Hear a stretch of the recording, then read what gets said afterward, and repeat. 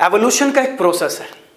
जानदार कहते हैं बैक्टीरिया से बने, बैक्टीरिया से अगर प्लांट की बात करें तो एल्गी बने, एल्गी से प्लांट बने। ड्यूटेरोमाइकोट जिनमें इम्परफेक्ट फंजाई, जिनमें सेक्सुअल फेज नहीं देखा गया, आमतौर पे उनमें जो जेनेटिक रिकम्बिनेशन हो रहा होता है वो इस मेथड से हो रहा होता है। इस किस्म के प्लांट और फंजाई के रिलेशन को, प्लांट की रूट और फंजाई के रिलेशन को हम कहते हैं दिस इज एक्टोमाइकोराइजा। करियर कारवान के प्लेटफॉर्म से मैं हूं मोहम्मद कामरान और आज हम पढ़ने जा रहे हैं एक बहुत इंपॉर्टेंट चैप्टर नंबर 8 जो है फंजाई के बारे में।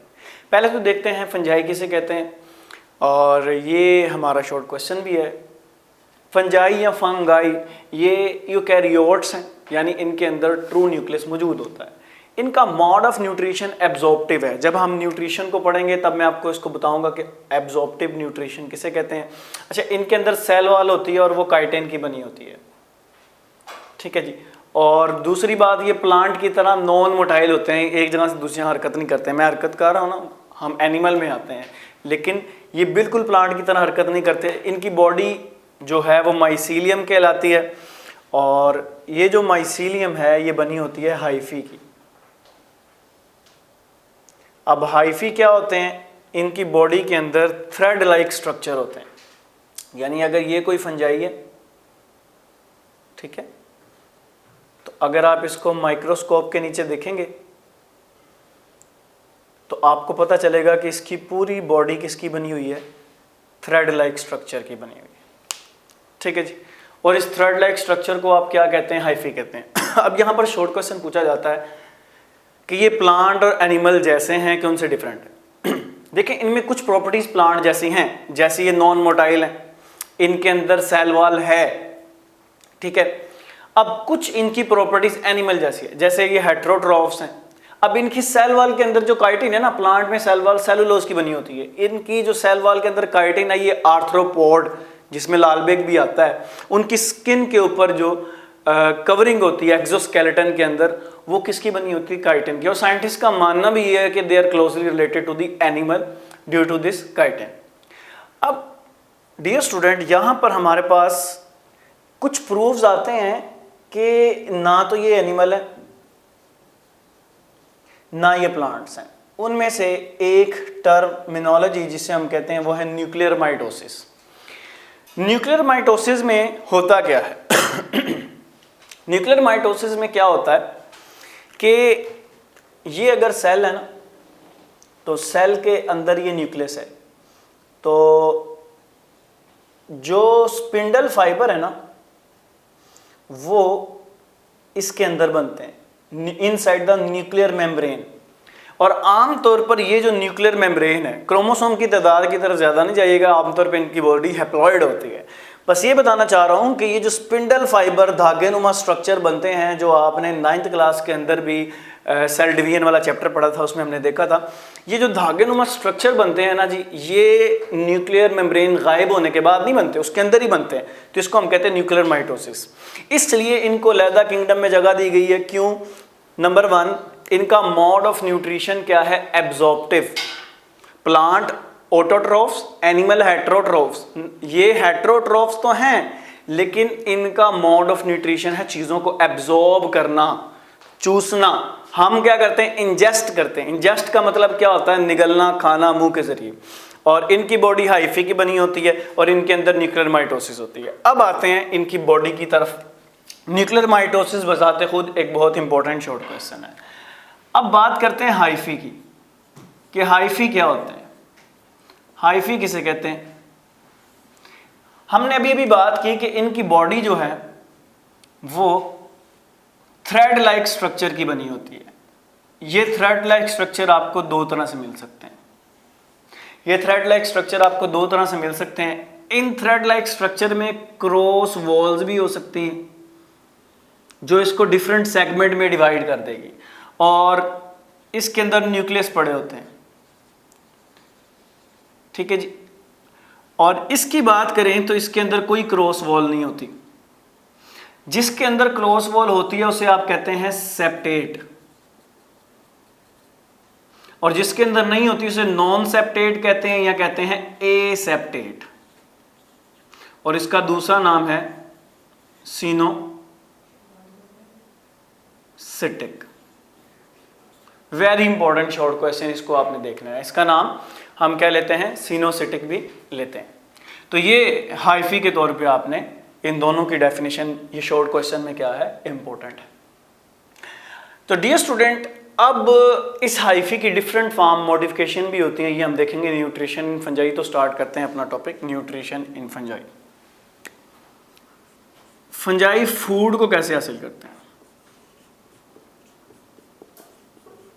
कैसे, ये इंपॉर्टेंट भी है, इसमें से लॉन्ग भी आते हैं शॉर्ट भी आते हैं आपको, ठीक है जी। फंजाई फूड कैसे हासिल करते हैं, इनके फूड हासिल करने के डिफरेंट मेथड है हमारे पास। ये हमारे पास पैरासाइट्स भी हो सकते हैं। पैरासाइट्स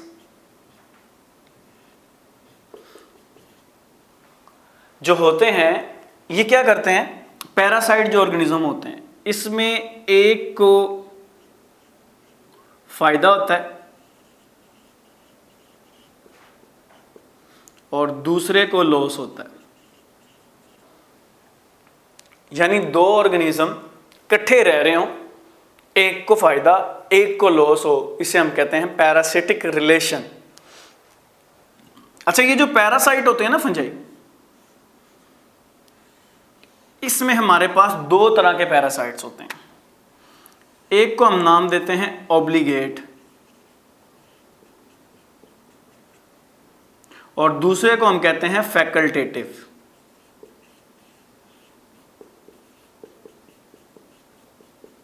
ठीक है, और पैरासाइट्स के पास जो हाइफी होते हैं इसे आप कहते हैं हिस्टोरिया। अब हिस्टोरिया मॉडिफाइड हाइफी होते हैं हमारे पास। ये हिस्टोरिया क्या करते हैं, न्यूट्रिएंट्स को एब्जॉर्ब कर लेते हैं किसी भी जो इनका प्रे है या जो इनका जिनके ऊपर ये होस्ट हो रही जिन पर ये होस्ट कर रहे हैं, रह रहे हैं, खुराक ले रहे हैं, उनसे ये कैसे खुराक लेते हैं, स्पेशल मॉडिफाइड हाइफी के जरिए, जिसका नाम क्या है, हिस्टोरिया। अब ये दो तरह के होते हैं, very important short question, differentiate obligate and facultative parasite. तो आपने फर्क कैसे करना। अब फैकल्टेटिव आपने याद रखना है फैसिलिटी की तरफ से, ठीक है। ये जो पैरासाइट फैकल्टेटिव होते हैं इसकी फैसिलिटी है कि आप इसको लैब में भी ग्रो कर सकते हैं। यानी सिंपली अगर मैं इन शॉर्ट बात करूं, फैकल्टेटिव वो होते हैं जो ग्रो करते हैं कहां पर, आउटसाइड किसके, होस्ट, ठीक है, in artificial growth media in your laboratory. लेकिन ऑब्लिगेट की बात करें तो ये जिस होस्ट पर रहते हैं उसके साथ ही रहते हैं, इनका जीना मरना वही होता है, ठीक है जी। तो इन्होंने क्या करना है, इन्होंने बस कसम खाई हुई है कि तुम्हारे साथ ही रहना है। अगर वो होस्ट नहीं है तो इसने बाहर ग्रो नहीं करना। तो सिंपली हम ये क्या कहते हैं, ये ग्रो सिर्फ करते हैं ओनली ऑन होस्ट, अपने होस्ट के ऊपर ग्रो करते हैं, उसके अलावा ये कहीं भी ग्रो नहीं करते। अब जो सिर्फ होस्ट पर ग्रो करता है उसकी एग्जांपल भी हमारे पास है, रस्ट फंजाई, और जो फैकल्टेटिव है इसकी है एस्परजिलस। आमतौर पे मिल्क दूध वगैरह को ख़राब करने वाली फंजाई, इसको आप क्या कहते हैं, एस्परजिलस कहते हैं। तो ये हमारे पास क्या है, पैरासिटिक न्यूट्रिशन है। ये पहला तरीका इनका खुराक लेने का। दूसरा तरीका, ये प्रीडेटर भी हो सकते हैं।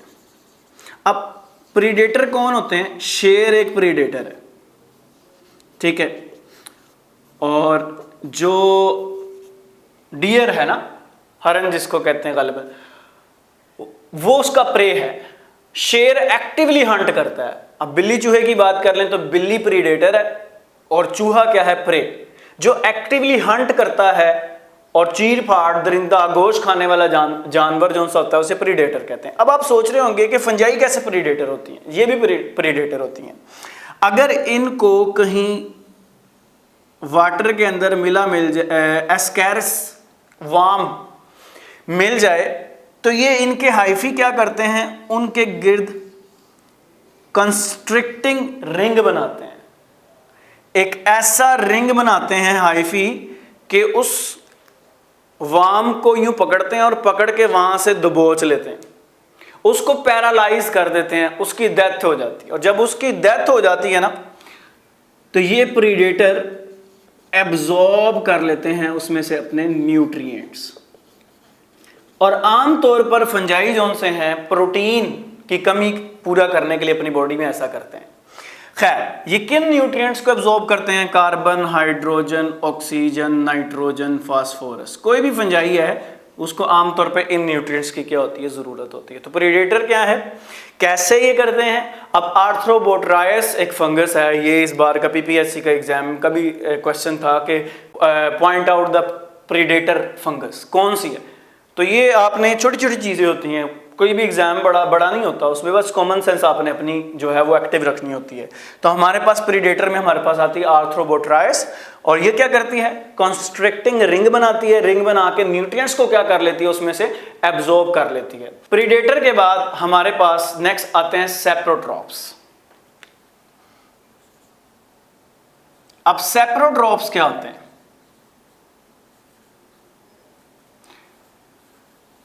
लफ्ज सेप्रो का मतलब यहां पर है डेड, और ट्रॉफ जहां भी आए इसका मतलब आमतौर पे होता है फीडिंग रिलेशनशिप। ऑटो ट्रॉफ, खुद खुराक बनाना, हेट्रो खुद ना बनाना, ट्रॉफ फूड फीड रिलेशनशिप। अब सेप्रो का मतलब है डेड, ट्रॉफ का मतलब क्या है? यहां पर फीड, खुराक। अब आप देखेंगे जगह जगह डेड मटेरियल पड़ा होता है, ठीक है, गली सड़ी चीजें पड़ी होती हैं, डेड। लेट्स सपोज कोई दरख्त ही पड़ा हुआ है, ठीक है, हवा आई है, गिर गया है, और अब ये जिंदा नहीं रहा। तो ये फंजाई क्या करेंगी? ये इनके ऊपर अपने हाइफी ग्रो करेंगी, ठीक है, और हाइफी ग्रो जब ये करेंगी इसके ऊपर, तो इसमें फिर ये अपनी बॉडी में से एंजाइम रिलीज करेंगे। अब वो एंजाइम क्या करेंगे? इनकी बॉडी को ब्रेक डाउन करेंगे।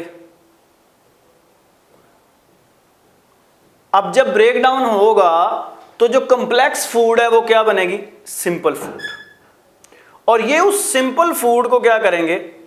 एब्जॉर्ब कर लेंगे, ठीक है, और यूं ये फूड इनकी बॉडी का क्या हो जाएगी? हिस्सा हो जाएगी। और जिस हाइफी के जरिए करते हैं आमतौर पर हम उसे क्या कहते हैं? राइजाइड्स ही कहते हैं, ठीक है जी।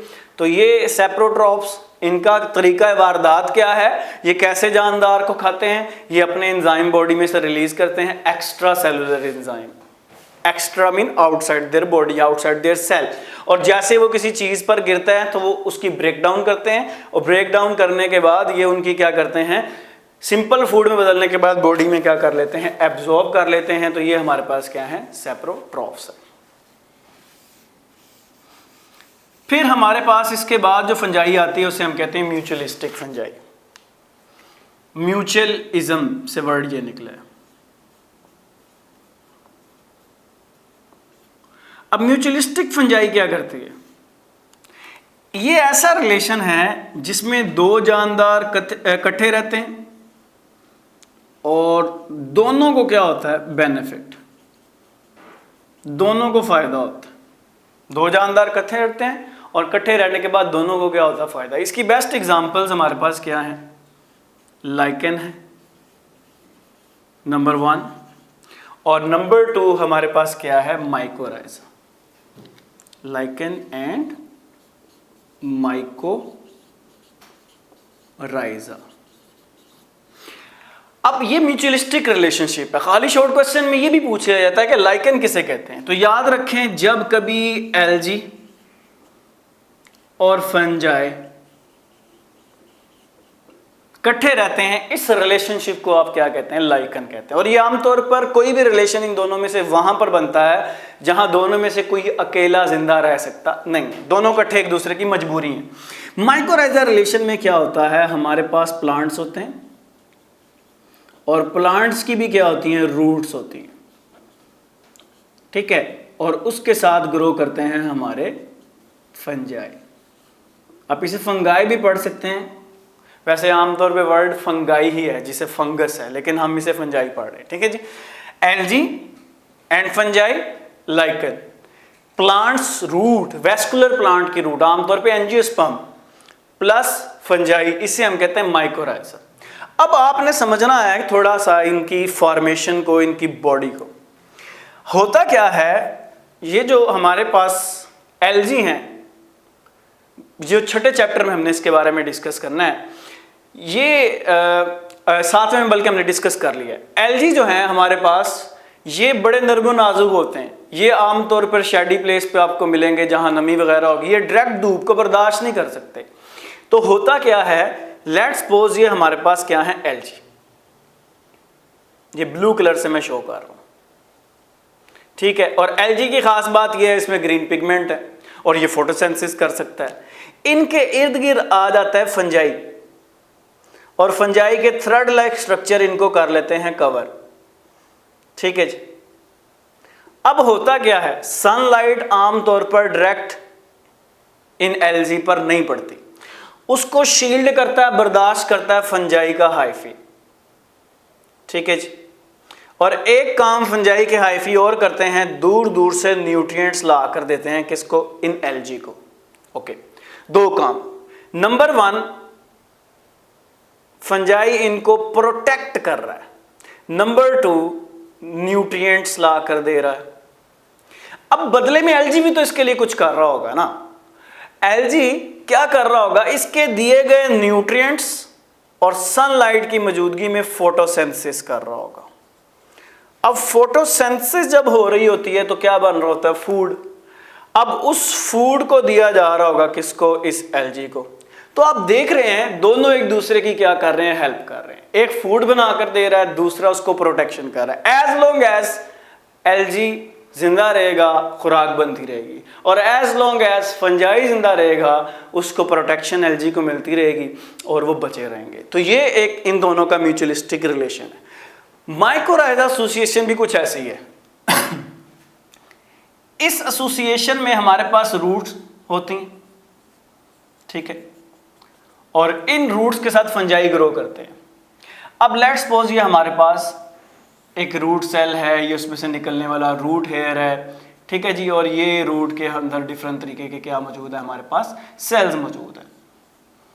आपने इसको ध्यान से सुनना है, सिर्फ 1-2 वर्ड्स का डिफरेंट है और इसकी 2 टाइप हमने कवर कर लेनी है।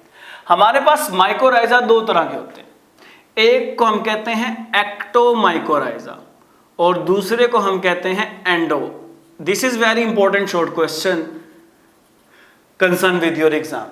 अच्छा, एक्टोमाइकोराइजा क्या होते हैं? अब एक्टोमाइकोराइजा में क्या होते हैं कि जो फंजाई है ना, वो बाहर कवर करता है रूट को और सेल के दरमियान रास्तों से गुजरता है।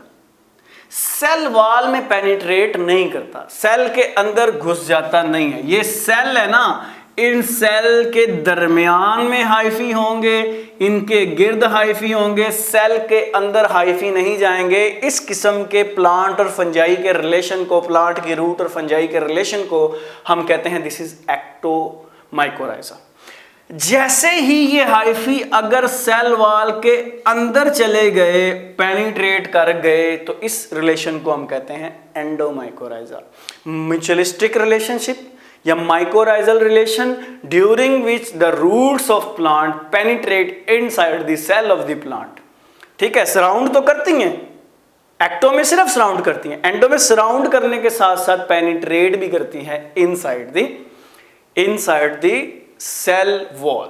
तो ये था हमारे पास इनका न्यूट्रिशन तक। अभी हम इनकी रिप्रोडक्शन स्टार्ट करेंगे, एसेक्सुअल और सेक्सुअल भी पढ़ेंगे। बात करते हैं अब रिप्रोडक्शन के बारे में कि फंजाई में रिप्रोडक्शन कैसे होती है। पहले हम देखेंगे एसेक्सुअल रिप्रोडक्शन के बारे में, फिर हम देखेंगे सेक्सुअल रिप्रोडक्शन के बारे में। एसेक्सुअल रिप्रोडक्शन में गैमेट इन्वॉल्व नहीं होते, मतलब एक को हम मेल एक को फीमेल नहीं कहते, ठीक है, और 2 पेरेंट्स की ज़रूरत नहीं होती। जबकि सेक्सुअल रिप्रोडक्शन में आमतौर पे 2 पेरेंट्स, यानी यहाँ पर पेरेंट्स मुराद होगा 2 डिफरेंट तरह के हाइफी, 2 हाइफी अपने न्यूक्लियस का एक्सचेंज करेंगे। खैर पहले सेक्सुअल रिप्रोडक्शन को देखते हैं। Sexual reproduction by spore.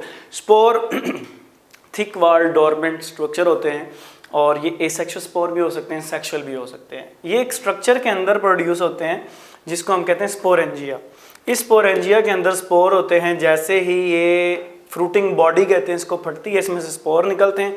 Spore जैसे ही फेवरेबल कंडीशन में जाते हैं दोबारा किसको बना देते हैं, स्पोरेंजिया, और स्पोरेंजिया से ज़्यादा फिर क्या बनते हैं, स्पोर। तो पहला इनका एसेक्सुअली प्रोड्यूस करने का तरीका क्या है, स्पोर बनाना। दूसरा कोनिडिया। अब स्पोर और कोनिडिया में क्या फ़र्क है, कोई ज़्यादा फ़र्क नहीं है।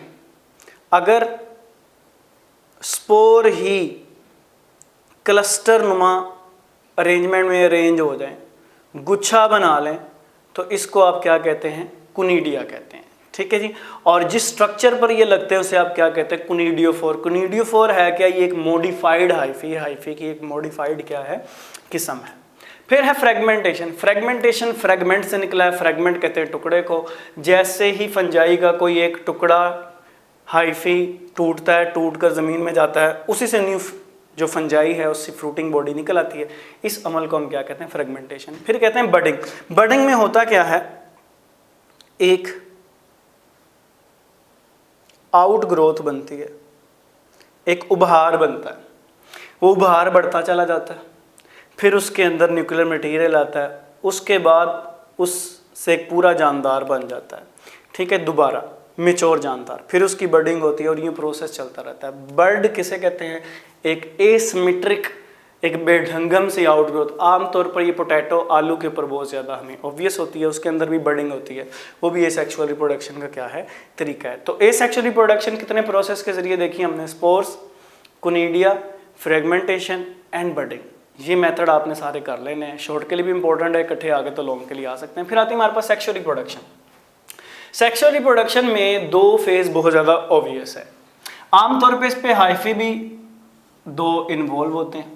ये एक हाइफी है, ये दूसरा हाइफी, ये इसका न्यूक्लियस है और ये इसका न्यूक्लियस है। ठीक है, ये दोनों हाइफी आपस में इन कांटेक्ट होंगे, राब्ता कायम करेंगे और इनका साइटोप्लाज्म आपस में पहले फ्यूज करेगा।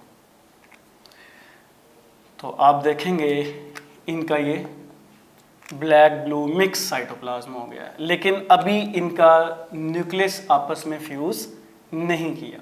तो इनमें क्या फ्यूज किया है? साइटोप्लाज्म फ्यूज किया है। इसको हम कहते हैं plasmogamy. Gamy, gamete, fuse, plasmo mean plasma, karyo mean nucleus होगा और फिर गैमी मीन मिलना। बिल आखिर इनका न्यूक्लियस भी आपस में क्या होगा? मिल जाएगा।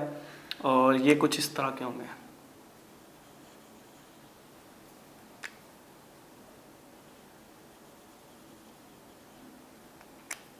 तो ये एक डाइकैरियोटिक न्यूक्लियस बनेगा। ठीक है, और हैप्लॉइड, हैप्लॉइड, ये डिप्लॉइड, इसको डाइकैरियोटिक फेज के नाम से आप जानते हैं। ये अब मिल चुका है, तो ये इसको क्या कहते हैं? कैरियोगेमी। किसी में ये लेंथी डाइकैरियोटिक फेज होता है, ऐसा नहीं होता प्लाज्मोगेमी होने के बाद डायरेक्टली न्यूक्लियस जल्दी जल्दी फ्यूज करते हैं, थोड़ा टाइम लगता है। अब इनको इनकी रिप्रोडक्शन की बुनियाद पर और सेक्सुअल रिप्रोडक्शन की बुनियाद पर हमने इनको डिवाइड किया हुआ है 4 डिफरेंट तरह के फाइलम के अंदर। एक को हम कहते हैं जाइगोमाइकोटा, एक को हम कहते हैं एस्कोमाइकोटा, एक को बसीडोमाइकोटा और एक को ड्यूटेरोमाइकोटा। पहले हम देखते हैं जाइगोमाइकोटा किसे कहते हैं।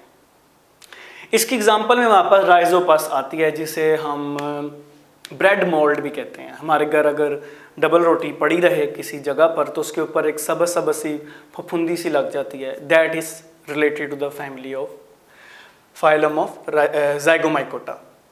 उसके अंदर कौन से स्पोर बनते हैं? जाइगोस्पोर। और जाइगोस्पोर का बनने का तरीका ऑलमोस्ट ऐसे है। ठीक है, 2 फंजाई, उनके न्यूक्लियस आपस में मिलते हैं और ये एक स्पोर बन जाता है और स्पोर से आगे ग्रोथ स्टार्ट होती है।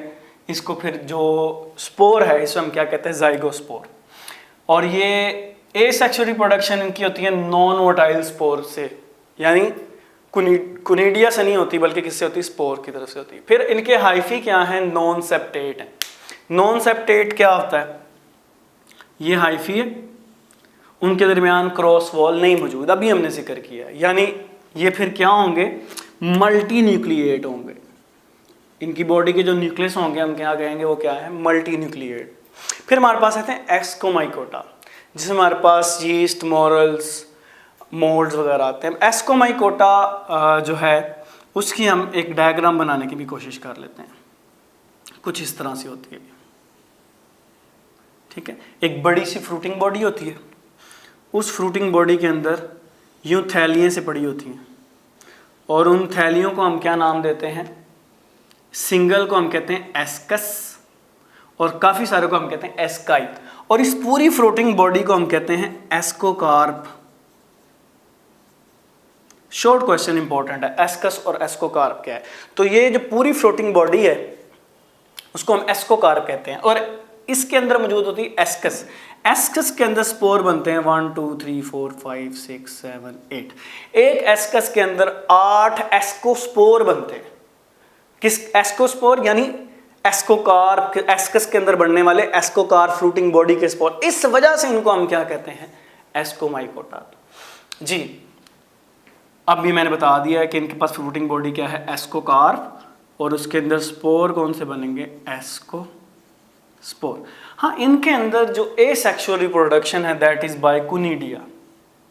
कुनिडिया मैं पहले भी बता चुका हूँ। स्पोर अगर क्लस्टर की शक्ल में अरेंज हो जाए कुनिडियोफोर के ऊपर, उससे क्या कहते हैं? कुनिडिया। इनके हाइफी सेप्टेट होते हैं, यानी इनमें क्रॉस वॉल मौजूद होती है। ठीक है, ये क्रॉस वॉल होती है और उसके अंदर इनके न्यूक्लियस मौजूद होता है। ओके, फिर हम आते हैं ब्रेसिडियोमाइकोटा की तरफ। इसकी शक्ल कुछ ऐसी होती है।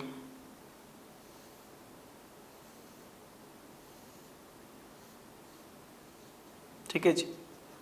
अब ब्रेसिडियोमाइकोटा के इधर गिल्स नीचे मौजूद होते हैं। ठीक है, इस गिल्स को अगर गौर से देखा जाए ना, उसके ऊपर एक स्ट्रक्चर लगता है, क्लब शेप स्ट्रक्चर। मैं उसको ज़रा नीटली बना देता हूँ। कुछ इस तरह का स्ट्रक्चर लगता है उस पर।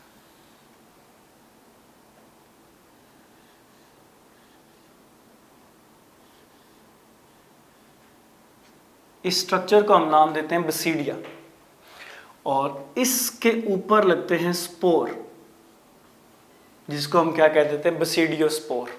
ठीक है जी। तो गिल्स अंदर हैं इस फ्रूटिंग बॉडी के। ठीक है, इस फ्रूटिंग बॉडी के अंदर गिल्स के अंदर बसीडिया, और बसीडिया के ऊपर क्या लगते हैं? स्पोर्स लगते हैं। इन स्पोर्स को आप कहते हैं बसीडियोस्पोर्स। अच्छा, एसेक्सुअल रिप्रोडक्शन इनके अंदर अनकॉमन है, यानी कॉमन नहीं है। आमतौर पर ये रिप्रोडक्शन जो करते हैं वो कौन सी है? सेक्सुअल है। और इनका भी हाइफी सेप्टेट होते हैं। लेंथी डाइकैरियोटिक क्या होता है? इनका फेज होता है। फिर हम आते हैं ड्यूटेरोमाइकोटा की तरफ। देखिए, इन तीनों में सेक्सुअल रिप्रोडक्शन में वाज़ेह है। किसी में जाइगोस्पोर बनते हैं, किसी में एस्कोस्पोर बनते हैं, किसी में बसीडियोस्पोर बनते हैं। कुछ ऐसे भी थे कि जिनका पता ही नहीं था उनमें स्पोर कैसे बनते हैं, और ये बड़ा मुश्किल था कि हम देखें कि उनमें स्पोर कैसे बनते हैं। तो फिर आखिर में किया क्या गया? हमने उनको नाम दे दिया गया, एक अलहदा फाइलम बना दिया गया, ड्यूटेरोमाइकोटा। अब ड्यूटेरोमाइकोटा जो थे उनके अंदर सेक्सुअल फेज पता नहीं था कौन सा होता है। पैरासेक्सुअलिटी के बारे में मैं आपको भी बताऊंगा थोड़ी देर बाद, जब हम अपने नेक्स्ट सेगमेंट की तरफ जाएंगे, जब हमने इकोनॉमिक लॉसेस और गेन भी देखेंगे। खैर, इसकी एग्जांपल स्पर्जिलस है। सेक्सुअल फेज ऑब्जर्व नहीं हुआ, इसलिए इसको क्या कहते हैं? ड्यूटेरोमाइकोटा। इनके अंदर रिप्रोडक्शन बाय कुनिडिया होती है, और हाइफी इनके जौन से हैं वो सेप्टेट भी हो सकते हैं, नॉन सेप्टेट, यानी वेरी करते हैं, कुछ कंफर्म नहीं है। तो ये था हमारे पास इनकी classification on the basis of their sexual reproduction. अब चलते हैं, हम इस चैप्टर को वाइंड अप करते हैं, और कुछ इंपॉर्टेंट डेफिनेशंस, चाहे वो हमारे पास जाइगोमाइकोटा, एस्कोमाइकोटा, बसीडियोमाइकोटा और ड्यूटेरोमाइकोटा में से हों, और लास्ट हमारे पास इकोनॉमिकल लॉसेस और फंजाई हमें फ़ायदा क्या देते हैं, वो सारा हमने क्या करना है? कवर करना है। और डिस्क्रिप्शन देख लीजिएगा, वहाँ पर long question as a life cycle जो आपको आएंगी वो प्रिपेयर्ड हैं, उसको वैसे कर लीजिएगा। 1-2 बार लॉन्ग क्वेश्चन उनमें से आ चुके हैं, और मैं कोशिश करूंगा कि आपको जो इकोनॉमिकल लॉसेस हैं उनकी भी PDF फॉर्म क्या करूं? प्रोवाइड कर दूं इन द डिस्क्रिप्शन, इसे लाजमी देख लीजिएगा जी। तो पहले चलते हैं। अब शॉर्ट क्वेश्चन आता है कि यीस्ट क्या है? तो हम कहते हैं ये एक यूनिसेलुलर और एक माइक्रोस्कोपिक यूकैरियोटिक फंगस है। यूकैरियोटिक इसलिए क्योंकि इसके अंदर इसका ट्रू न्यूक्लियस मौजूद है। माइक्रोस्कोपिक इसलिए क्योंकि माइक्रोस्कोप में नजर आती है। अगर बात करें हम कि ये एसेक्सुअली कैसे प्रोड्यूस करती है, तो अभी हमने देखा था एक मेथड जिसका नाम था बर्डिंग, यानी एक सिंपली एक आउटग्रोथ बर्ड बनता था और उसी से पूरा जानदार बन जाता था, जिसे हम क्या कहते थे? बर्डिंग कहते थे। अच्छा, ये यीस्ट की खास बात ये है कि इसके अंदर एक ग्रुप ऑफ ऑर्गेनिज्म पाए जाते हैं। कुछ बसीडियोस्पोर बनाते हैं सेक्सुअली, कुछ एस्कोकार्प और फिर एस्कोस्पोर बनाते हैं, और कुछ ऐसे होते हैं जो हम ड्यूटेरोमाइकोट में भी, यानी इम्परफेक्ट फंजाई जिनके अंदर सेक्सुअल फेज अभी ऑब्जर्व नहीं है, उसमें भी रखते हैं। अच्छा, इसका हमें फ़ायदा क्या है? इंपॉर्टेंस क्या है? किस तरह ये फ़ायदामंद है? तो आपने एक प्रोसेस चैप्टर 11 में हमने उसे डिस्कस किया है, फर्मेंटेशन के बारे में। फर्मेंटेशन के अंदर हमारे पास क्या है कि अल्कोहल बनाई जाएगी और अल्कोहल किससे बनाई जाएगी? ग्लूकोज से बनाई जाएगी। इसकी अगर मैं इक्वेशन आपके सामने लिख दूं तो वो ये है, हमारे पास C6H12O6 होता है और हमारे पास यीस्ट अपनी बॉडी से ख़ास एंजाइम निकालता है जो इसको बदल देता है अल्कोहल के अंदर, और अल्कोहल के साथ क्या बनती है? Carbon dioxide. तो इस फर्मेंटेशन को, इस मेथड के जरिए एनर्जी प्रोड्यूस करने के तरीके को हम क्या कहते हैं? That is alcoholic fermentation. फिर हमारे पास एक बहुत ज़्यादा इंपॉर्टेंट शॉर्ट क्वेश्चन आता है कि रस्ट और स्मट फंजाई में फ़र्क करें। रस्ट रेड कलर की होती है, जंग जब लगता है ना वो रेड कलर का होता है। तो हमारे पास यहाँ पर होता क्या है कि जिस ऑर्गेनिज्म पर रस्ट फंजाई लगती है, लेट्स सपोज इस पर लग गई है, तो उस पर रेड कलर के काफ़ी ज़्यादा रस्टी स्पोर बन जाते हैं, जो कलर में कैसे होते हैं? रेड कलर के होते हैं। तो ऐसा लगता है जैसे उस लिविंग थिंग, उस ऑर्गेनिज्म को जंग लग गया है। Numerous rusty orange yellow colour spore are formed on organism, और ये किस वजह से होते हैं? पक्सीनिया एक फंगस है वो इसे करती है। तो ऐसी फंजाई का नाम क्या रखा हमने? Rust fungi. अब हम बात आते हैं स्मट फंजाई की तरफ। अगर आप कागज़ को जला दें तो उससे हमारे पास क्या बनता है? राख बनती है। या किसी भी बॉडी को अक्सर जलाएं तो वो ब्लैक कलर के मैस के अंदर क्या करती है? कन्वर्ट हो जाती है। तो अगर आप स्मट को देखें, जब ये किसी ऑर्गेनिज्म पर अटैक करती है तो ऐसा लगता है उसकी सरफेस क्या हो गई है? जल चुकी है। इसे सूट कवर्ड भी हम इसके लिए यूज़ करते हैं। तो ब्लैक डस्टी स्पोर बनते हैं, खास तौर पे हमारे पास व्हीट और कॉर्न पे बनते हैं, जिस फंगस की वजह से होते हैं उसको क्या कहते हैं? एस्टिलागो। अच्छा, ये एमसीक्यूज के तौर पे भी आपने इसको ज़हन में रखना है, इन दोनों को। और शॉर्ट क्वेश्चन तो ये है ही बहुत ज़्यादा इंपॉर्टेंट, तो इसको आपने ज़हन में रखते हुए आगे चलना है। फिर हम चलते हैं एक बहुत इंपॉर्टेंट डेफिनेशन, ड्यूटेरोमाइकोटा, जिसको हमने अभी भी डिस्कस किया। ये अब वो शॉर्ट है जो रह चुके हैं और उनको डिस्कस करना क्या है लाजमी, अदरवाइज हम ऑलमोस्ट चैप्टर को क्या कर चुके हैं? कवर कर चुके हैं। अच्छा देखिए, ये आपके पास दो आईफी हैं, एक आईफी है, या सिंपली हम कह लेते हैं हमारे पास सेम आईफी है, और सेम आईफी के अंदर क्या मौजूद है? ये न्यूक्लियाई मौजूद है, दो न्यूक्लियाई हैं। ये न्यूक्लियाई आपस में क्या करें? क्रोमोसोम को एक्सचेंज करें with in the same hyphae. इस तरह के क्रोमोसोम में है क्या? जीन्स हैं। जीन्स जब एक दूसरे के साथ एक्सचेंज हो गए, एक्सचेंज का मतलब क्या है? अगर मैं आपको समझाना चाहूं कि ये एक न्यूक्लियस है, ये दूसरा न्यूक्लियस है। अब एक्सचेंज से मुराद है इनसे आगे जो दो न्यूक्लियस बनेंगे वो कुछ ऐसे होंगे।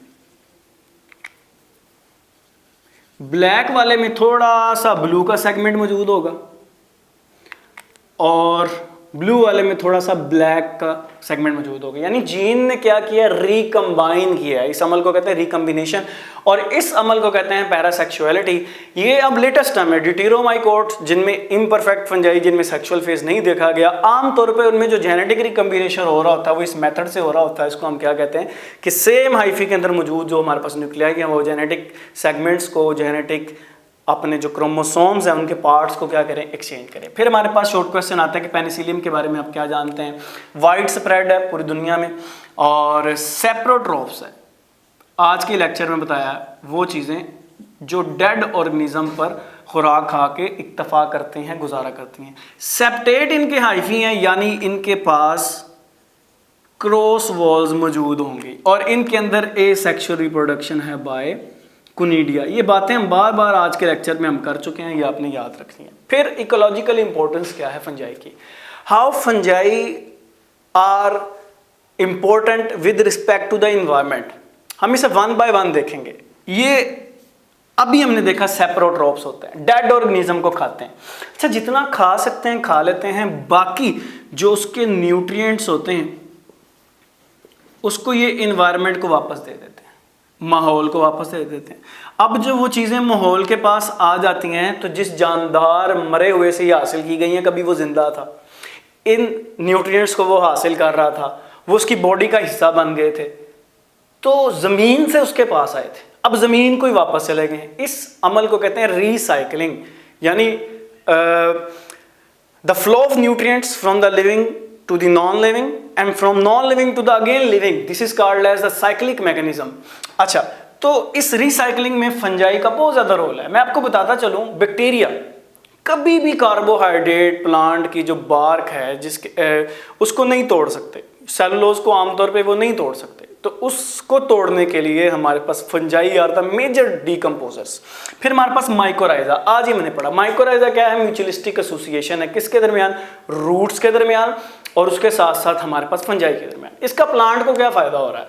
वो प्लांट जिनके पास न्यूट्रिएंट की कमी है, अकेले ग्रो नहीं कर सकते, ऐसे एरिया में जहाँ पे न्यूट्रिएंट ज़्यादा नहीं है, तो ये फंजाई क्या करते हैं? उनकी रूट्स के साथ, ये उनकी रूट्स हैं लेट्स सपोज, और इन रूट्स के साथ वो क्या करते हैं? अपने हाइफी को ज़मीन में सेवरल किलोमीटर फैला देते हैं और बहुत दूर दूर से न्यूट्रिएंट्स इकट्ठे करके ला के देते हैं प्लांट्स को। ये बिल्कुल उसी तरह है कि जो चीज़ प्लांट की पहुंच में भी नहीं है, उसकी रूट से बहुत दूर है, उसको भी ला के दिया जा रहा है ताकि वो ज़्यादा से ज़्यादा फूड बनाए। बदले में फूड का कुछ हिस्सा क्या है? फंजाई को मिलता है। ज़्यादा फायदा किसको हो रहा है? प्लांट को हो रहा है। फंजाई को भी हो रहा है, वो अकेला सर्वाइव नहीं कर सकता, कोई खुराक तो बना नहीं सकता। तो ये माइकोराइजल एसोसिएशन आपके प्लांट्स को फायदा दे रही है। अल्टीमेटली ये किसको फायदा दे रही है? आपको फायदा दे रही है, क्योंकि प्लांट हैं तो हम हैं। फिर आते हैं लाइकन। अब लाइकन के बारे में हमने बड़ी डिटेल से बात की। देखें, एवोल्यूशन का एक प्रोसेस है। जानदार कहते हैं बैक्टीरिया से बने, बैक्टीरिया से अगर प्लांट की बात करें तो एल्गी बने, एल्गी से प्लांट बने। अब एल्गी के साथ साथ ही फंजाई भी थे। जहां लाइफ स्टार्ट होनी होती है वहां लाइकन का बहुत रोल होता है। जहां ऑटोट्रोफ और हेटेरोट्रोफ दोनों अकेले अकेले ग्रो नहीं कर सकते, इकट्ठे ग्रो करते हैं। फंजाई वहां के साथ आ जाती है, एल्गी भी साथ आ जाते हैं, इकट्ठे ग्रो करते हैं। इस अमल को कहते हैं लाइकन कहते हैं। अब जब सेकंड ईयर में जाएंगे तो आप एक टॉपिक पढ़ेंगे, हमारे पास सक्सेशन का टॉपिक होगा वो। तो ये सक्सेशन यानी लाइफ किस तरह एक क्लाइमैक्स पर पहुंचती है, उसमें भी लाइकन का बहुत ज़्यादा रोल है। यानी जहां लाइफ ग्रो नहीं करती वहां ये दोनों मिलकर ग्रो करते हैं और लाइफ को वक्त के साथ साथ क्या करते हैं? पॉसिबल बनाते हैं। और लाइकन की एक खास बात ये है कि इनको गंदगी नहीं पसंद। गंदे इलाकों में इनका कलर भी गंदा हो जाता है और साइंटिस्ट उस गंदे कलर को देख के बताते हैं कि इस इलाके में पोल्यूशन कितनी है। तो दे आर बायो इंडिकेटर्स। ये फायदा है किसका? अल्टीमेटली इकोलॉजिकल इंपॉर्टेंस हम पढ़ लें। और bioremediation, bio mean life, remediate का मतलब होता है छुटकारा पाना। कुछ पोल्यूटेंट्स ऐसे होते हैं जिनसे इंसान छुटकारा नहीं पा पाता, उसको इस ज़मीन से निकालना बहुत मुश्किल होता है। तो फिर उस वक्त क्या होता है? बायो मीन लाइफ, रेमिडिएशन, छुटकारा पाना। इन्हीं एल्गी को यूज़ करके, इन्हीं फंजाई को यूज़ करके, ख़ास तौर पे फंजाई और प्लांट को यूज़ करके, अगर आप फंजाई को यूज़ कर रहे हैं तो इसको कहते हैं माइको रेमिडिएशन। ठीक है, तो इस तरह आप क्या करते हैं? ज़मीन से जो हमारे पास टॉक्सिक केमिकल्स होते हैं उन्हें क्या कर देते हैं? रिमूव कर देते हैं। फिर आती है हमारे पास ड्रग्स। ड्रग्स में पेनिसिलियम हमारे पास एक एंटीबायोटिक है, ठीक है। और फिर आती है हमारे पास लोवास्टाटिन। लो मीन कम करना, ज़हन में रख लीजिए ना, ये कोलेस्ट्रॉल लेवल को ब्लड में कम करती है। ये वो ड्रग्स है जो हमें किससे मिली हैं? फंगस से मिली हैं। फिर हमारे पास आती है साइक्लोस्पोरिन, जिसका काम क्या है कि ऑर्गन ट्रांसप्लांट के दौरान ये मेडिसिन जो है वो बहुत ज़्यादा क्या है? हेल्पफुल है। हमारे पास एर्गोटीन है, ये हेडेक के लिए यूज़ होती है, ख़ास तौर पे ये फीमेल के लिए हेडेक कन्फाइन है, जिसके लिए मेडिसिन बहुत ज़्यादा यूज़ होती है। फिर हमारे पास आती है जी राइजियोफल्विन, जिसका काम क्या है? फंगस की ग्रोथ को ही रोकना। तो फंजाई की ग्रोथ रोकने के लिए क्या है हमारे पास? ये मेडिसिन क्या होती है? यूज़ होती है। यानी fungi is use to kill the fungi. फिर इससे डिजीज़ भी मुख्तलिफ तरह की फैलती हैं।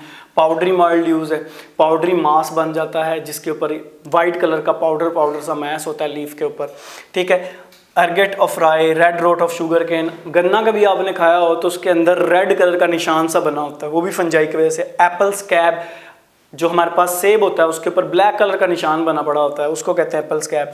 ब्राउन रोट ऑफ पीच, तो इस तरह पीच के साथ और भी हमारे पास चेरीज़ हैं, इनकी ब्राउनिंग रॉट, ये बीमारी का नाम है, ठीक है। ब्राउन रॉट ऑफ पीच, ये भी इनकी वजह से होती है। फिर हमारे पास आती है हिस्टोप्लाज्मोसिस और एस्परजियोलोसिस। हिस्टोप्लाज्मोसिस क्या होती है कि इस बीमारी में लंग्स के अंदर फीसिस, बर्ड फीसिस खास तौर पे कंटेमिनेटेड स्पोर दाखिल हो जाते हैं और वो लंग्स की क्या करते हैं? ब्रेक डाउन करते हैं। लंग्स को क्या करते हैं? अफेक्ट करते हैं। लंग्स के जो एल्वोलाई होते हैं यानी सांस की बीमारी की वजह बनते हैं इन शॉर्ट। और एस्परजिलोसिस में हमारे पास क्या होता है कि एस्परजिलस फ्यूमिगेटस फंगस है, इसके स्पोर बॉडी में चले जाते हैं और इम्यून सिस्टम इंसान का क्या कर जाता है? डिक्रीज कर जाता है। फिर हमारे पास एफ्लाटॉक्सिन्स हैं, ऐसे केमिकल्स हैं, ये शॉर्ट क्वेश्चन के लिए इंपॉर्टेंट है, जो फंजाई प्रोड्यूस करती है और आमतौर पर ये केमिकल्स क्या हैं, ये यूज़ करते हैं एज फॉर देयर डिफेंस। तो एफ्लाटॉक्सिक्स, और ये ख़ास तौर पे जो फंजाई हैं इसे क्या करती हैं, प्रोड्यूस करती हैं, ख़ास तरह के पॉइजनस कह लें क्या ये कंपाउंड हैं। फिर हमारे पास एर्गोटिज्म बीमारी है, ऐसी जो ब्रेड है या ऐसा आटा जिसके अंदर पर्पल एर्गट, ये फंगस जौन सी है शामिल हो, और राई फ्लोर को आप क्या कर लें, खा लें, तो इसके बाद एक बीमारी होती है जिसको आप कहते हैं एर्गोटिज्म। इसमें होता क्या है, नर्वस स्पैज्म, यानी नर्वस सिस्टम में झटके लगते हैं इंसान को, इंसान अपनी कॉन्शियसनेस को आमतौर पर क्या कर देता है, खो देता है, बॉडी को डिफरेंट पार्ट्स को झटके लगते हैं, कन्वलियन होती है, और at the and in high cases gangrene भी हो सकती है, यानी बॉडी के अंदर जौन सा है वो ख़ास तौर पे फुट के ऊपर ज़ख्म बनना क्या हो जाते हैं, स्टार्ट हो जाते हैं। आमतौर पर ये पार्ट बॉडी का क्या करना पड़ता है, डिस्कार्ड भी करना पड़ता है।